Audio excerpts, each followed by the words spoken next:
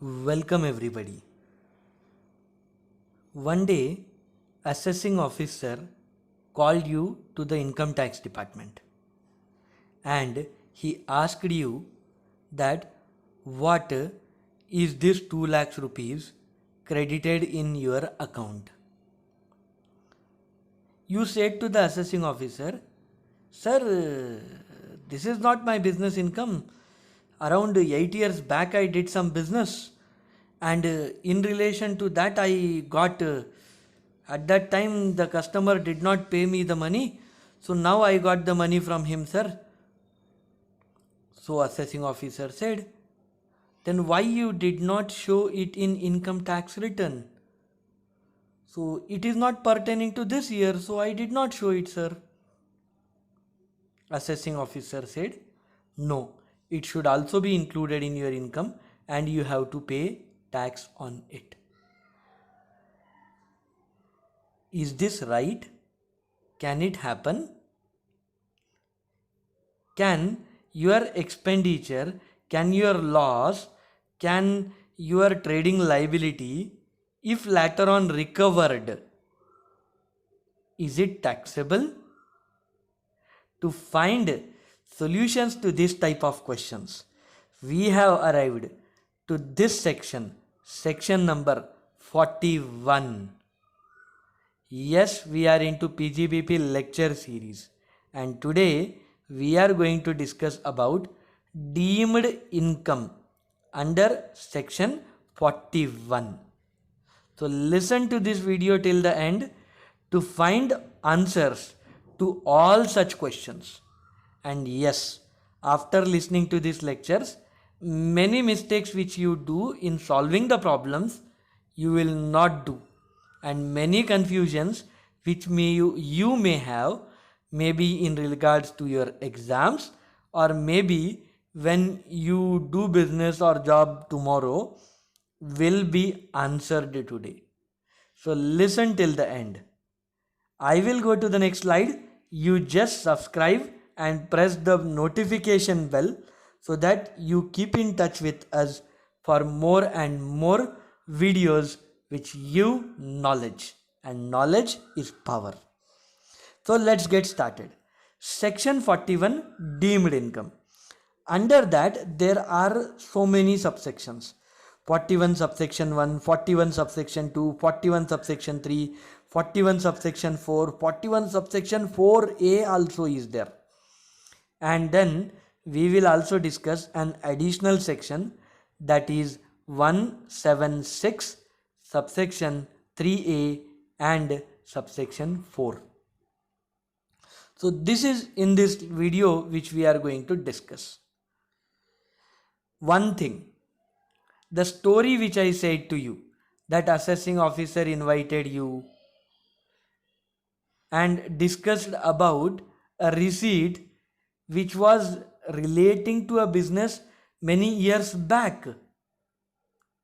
So the answer is, even if it is in relation to many years back business, that business which is already closed, if you received today, you have to pay the tax. Suppose you closed the business in 12-13. At that time, you did not recover some amount. You recovered in 1920 year. Yes, in 1920 year, for such previous year, when you file returns, you have to pay tax on it. So, now, what is 41 subsection 1? It discusses about certain deductions which you got in the previous income tax returns. Now you recovered it. 41 subsection 2 talks about balancing charge. 41 subsection 3 talks about sale of scientific research assets. 41 subsection 4 talks about the recovery of bad debts. 41 subsection 4a talks about withdrawals from the special reserve. Generally, financial corporations who give long-term loans, like loans for 20 years, 30 years, basically for infrastructure projects. For such loans, such financial corporations create a special reserve and they transfer some amount every year. And whatever amount they transfer, they get deduction for it under section 36, subsection 1, clause 8. And when such financial corporations withdraw the amount from such reserve, it is deemed income under section 41 4A. And finally, we discussed till now that assessing officer story, that under section 176, subsection 3A and subsection 4, even if you recover any amount in relation to your closed business, that is taxed and it is taxable income. Suppose your father did a business and it is closed. Now you are the son, so you recover the money. Still it is taxable because it is taxable in the hands of recipient. Okay, so full clarity we got. Let us go and discuss all this in more detail. Yes, so now we are about discussing about 41 subsection 1. Yes, recovery in relation to deductions. Sometimes we incur so much of expenditures, losses, and also some trading liabilities. So let's start with discussing about loss. Suppose we did stock insurance, and when we do the insurance of stock, we get deduction under section 36. We say pay some premium there, so that premium we get deduction. Now generally whenever there is a loss, we claim deduction under section 37. But if we recover the money from insurance company, that would be taxed under section 41. So as we get the deduction for loss, so when it is recovered, it is taxed under section 41. Now, if we incur any expenditure, suppose for business we incurred some expenditure. Later on, government reimbursed that amount. Now, we got the amount, right? When we incurred the expenditure, we got deduction. When government reimbursed the amount, it would be taxed. Suppose we incurred some GST as expenditure and government gave some duty drawback or some amount government gave it back to us, so that whatever we recovered in relation to the expenditure already given as deduction, that recovered amount would be taxed. Trading liability. Suppose we did credit purchases. Credit purchases when we did, we can claim it as deduction under section 37. Suppose we did not find the goods well, so we returned the goods. Now when we purchased on credit, we got deduction under section 37. When we returned it, the liability is ceased, has come to an end, so it would be taxed. Whatever amount, whatever the liability ceased has come to an end, that would be treated as income. So for easy understanding, I'll tell you that we did 1 lakh credit purchases. So under section 37 we gave it as deduction. Now 40,000 worth goods we did not like, so we returned it. Now our liability reduced by 40,000, right? So that 40,000 would be treated as deemed income under section 41 subsection 1. So here 41 subsection 1 talks about 3 items. First, loss. Second, expenditure. Third, trading liability. And if we recover any amount in relation to that, it would be taxed under section 41. So remember, loss, expenditure, trading liability that should have been claimed as deduction earlier, now when recovered will be taxed. Let's go to the second point. Balancing charge. Many of you don't understand even the meaning of it. I am there to help you, don't worry. Generally, balancing charge word is used in relation to electricity companies. Now, in relation to electricity assets, like power generating units are there, distribution units are there, like transformers are there. So, these are electricity assets. Now, in relation to electricity assets, whenever we sell such electricity assets, what will happen is we either get a loss or we may get a income. So let's try to take this with an example. Suppose we purchased an electricity asset for some 100 crores. 100 crores we purchased electricity asset. You just listen will not serve the purpose. Take out your notes and write it down. The examples, the numerical examples, so that you will be able to remember forever. So you purchased an electricity asset for 100 crores. After few years of depreciation, the WDV now is 60 crores. So cost 100 crores. WDV now after so many years of depreciation 60 crores. Now you sold it for suppose 80 crores. So what is your profit? 20 crores is the profit. That means sale consideration 80 crores minus WDV 60 crores is equal to 20 crores. That would be treated as your business income and is the balancing charge. So balancing charge is simply business income on sale of electricity assets. Suppose one more example I will give so that you will understand the total concept. Example, you sold it for 130 crores. So sale consideration is 130 crores. Now in this case, you should remember carefully. You would have already discussed or in the previous lectures, PGVP lecture number 2 already I discussed. So you can refer that lecture again. But here I will repeat everything so that you will connect all the dots. I sold it for 130 crores. So in this case, sale consideration minus original cost, that is 100 crores, would be treated as short-term capital gain. 30 crores is short-term capital gain.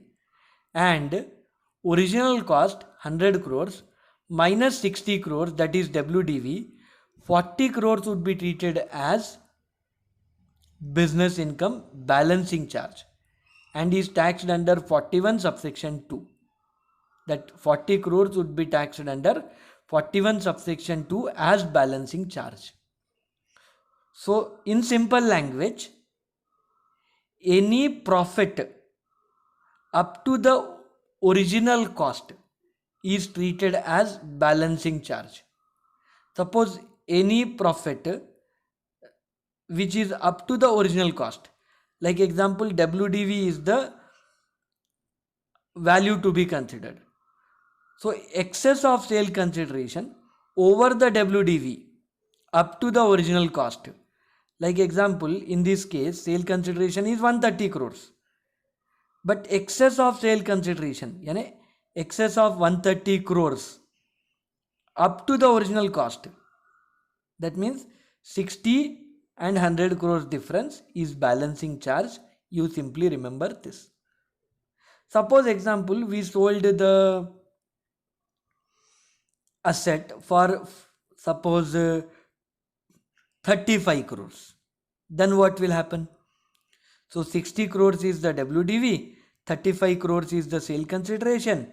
So that difference 25 crores is terminal depreciation and can be claimed as deduction under section 32. So we understood all the cases. Write it down and you will remember forever. Let's go to the next topic. Suppose we sold scientific research asset. So when we sold the scientific research asset, we get some money. Sale consideration means we get some money. Is it taxable? The answer is yes. How much is taxable? To understand that, we have to divide it into two cases. So I will take example to make you understand. Suppose I have a scientific research building. So I have constructed a building or purchased a building and I am using that building for scientific research. Now after 5 years of usage, we sold the building. That means we used the building for scientific research purpose only and we sold it afterwards. It means we did not use it for any other purpose. In that case, what should be the treatment? The answer is same as we discussed in balancing charge. So wait, I will tell in a simple language. Here, when we purchase a building or construct a building for scientific research, we get 100% deduction. We get how much? 100% deduction under section 35. So when we get 100% deduction, then the cost would be treated as nil. So what should be taxed? So they simply say that sale consideration or original cost, that is actual original cost, not as per income tax, whichever is lower would be deemed income. Sale consideration or original cost, whichever is lower would be deemed income under section 41 and will be taxed under the head PGBP. If suppose sale consideration is more than original cost, it is taxed as STCG, short term capital gain. Simple to remember. Next topic. Suppose we used the scientific research asset for some other purpose also. Suppose we set up the building for scientific research purpose only and then we stopped scientific research there and we started administrative office. So we used the scientific research asset for some other purpose also. In that case, the point when we started using the asset for some other purpose, that asset should be, that building should be added to the normal block of asset. And we know how we compute the block: opening WDV, add purchases. So add, we have to do purchases at nil value. As I said, for income tax purpose, under section 35, we get 100% deduction for the asset. So when that asset is added to the normal building, it would be added to the block of asset but at nil value. And whenever that building is sold, it would be deducted as sale consideration from the same block. And we know how the treatment would be done under the chapter depreciation. If you want to refer video 2 in my discussion on PGBP.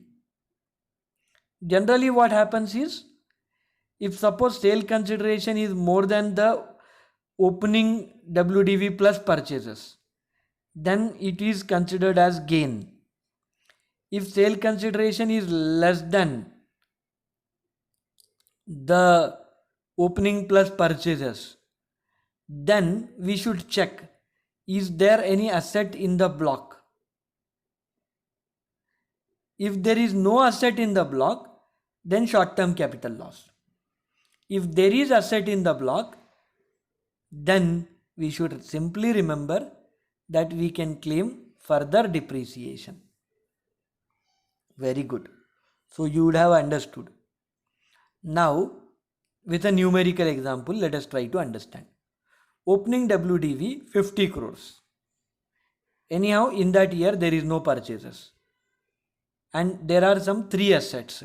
One scientific research asset. So opening WDV 50 crores. If scientific research building is sold for 70 crores, that means more than the opening WDV, then that 20 crores is short term capital gain. Suppose the only one building is there, scientific research asset, and there are no other assets in the block, and sold for 70 crores, still 20 crores would be the gain. Suppose there are three assets and scientific research asset is sold for 20 crores, and we know opening WDV is 50 crores. So 50 crores minus sale consideration 20 crores. 30 crores would be the balance. That 30 crores represent other two assets, so we will claim depreciation. Like this we should remember the topic. Let's go to the next slide. Now we are going to discuss about bad debts recovery. Suppose in your accounts, and when we file the income tax returns, we showed 80,000 as bad debts, and that 80,000 was recovered in 1920 year. So that recovery would be treated as deemed income and will be taxed. Suppose in that year accounting bad debts are 80,000, but in income tax we claimed only 60,000 as bad debts. So let's try to understand that accounting bad debts are 80,000 and income tax bad debts are 60,000, and we recovered 70,000. So only 60,000 portion which we claimed in income tax will be deemed income here. The extra 10,000 we did not, that 70,000 in that 60 is bad debts as per income tax, and that 10,000 what we recovered, because we did not treat it as bad debts, so it would not be taxed. I will discuss one more example. Same numbers will take to understand. 80,000 is your bad debts as per accounts, and as per income tax it is 60,000, and you recovered only 50,000. So first, that difference, 80-60 difference, 20,000, that 20,000 should be deducted from 50, and only 30,000 is taxed. Okay, like this you should understand. This technical theory, if you see, you will feel difficult to understand. So whatever example I said, that example will make you understand everything.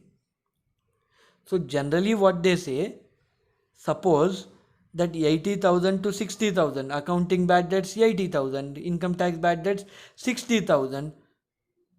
So whenever we recover any money, first it should be adjusted for the amount which is not considered as bad debts. That's why 50,000 includes first 20,000 which is not considered as bad debts, and balance 30,000 will be earlier treated as bad debts, so now taxed as recovery of bad debts. So these two examples will make you clear. Write these examples, because when you solve these long problems, the examiner will confuse you with this numerical problems only, and then you frustrate that, sir, I did not understand, the question gave some tricky thing, we did not do so well, and you come out of the exam hall with disappointment. I have given all the examples so that you come with a smiling face out of the examination hall. So let's go to the next slide. Yes, this is about special reserve. I already said that financial corporations, there's, these people engage in giving long term finances, maybe for 30 years, maybe for 50 years, for infrastructure projects or long term projects or scientific research projects, whatever it may be. They get deduction under section 36 subsection 1 clause 8. So what is the deduction? Whatever amount they transfer to special reserve, or the 20% of their profit, or the share capital plus reserve into 2. That means double the amount of share capital and reserves. Whichever is least will be allowed as deduction under section 36 subsection 1 clause 8. And whenever these financial corporations withdraw the amount from these special reserves, that withdrawal is taxed under section 41 subsection 4a. So we discussed this earlier also. This is not that important and examiners don't test on this matter. Still, knowledge is power, so we discussed. Now, the very important thing which we have to understand. So what they spoke about, they discussed about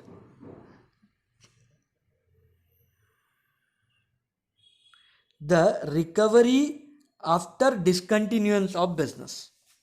Sometimes we recover the money after the discontinuance of business also. Suppose father did business, he died. Later on, the business was closed and the son recovered some things which were bad debts, or son recovered some amounts in relation to that business. The sums recovered will be deemed to be income for the son, and the child who recovered it has to pay tax on it. So this is simple for all of you. So with this we completed the lecture on section 41 deemed incomes. All aspects in detail with stories we tried to discuss. You will get complete knowledge on taxation, on the topics whatever we are uploading. So do connect to us by subscribing to the channel, and do press the notification and click the all button and like and share your comments on how you feel about our lectures. And if you want to know more and are looking for direct tax classes, of course you can contact us. One more thing, for the love which you are showing to our lectures, we are really very happy towards it. And thank you. Stay connected. Bye bye.